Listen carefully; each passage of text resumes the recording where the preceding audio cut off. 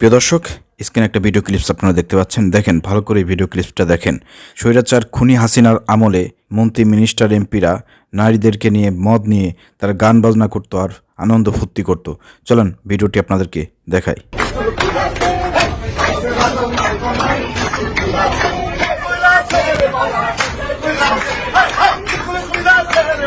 প্রিয় বন্ধুরা, ঢাকার জমি খেকো মেয়র আতিকুল ইসলাম এবং পাশে আছে ইন্টারনেট বন্ধ করে দিয়ে ছাত্রদের উপর নৃশংসতম হত্যাকাণ্ড চালানো সেই পলক। তারা কিভাবে নারী নিয়ে, মদ নিয়ে এখানে ফুর্তি করতেছে আর আনন্দ করতেছে।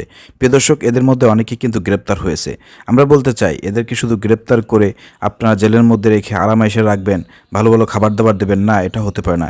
অবশ্যই এরা যে অপরাধ করেছে, মানুষের উপর যে জুলুম নির্যাতন করেছে, মানুষ হত্যা করেছে, এদেরকে এমন শাস্তি প্রদান করতে হবে যাতে এদেরকে দেখে পরবর্তীতে যারা ক্ষমতায় আসবে, ক্ষমতার অপব্যবহার করে নারী, মদ নিয়ে আনন্দ ফুর্তি করা বিরত থাকবে এবং এই যে মানুষের উপরে জুলুম নির্যাতন করা থেকে বিরত থাকবে। এই ধরনের শিক্ষা দেওয়ার জন্য অবশ্যই এদেরকে দৃষ্টান্তমূলক শাস্তির আওতায় আনতে হবে।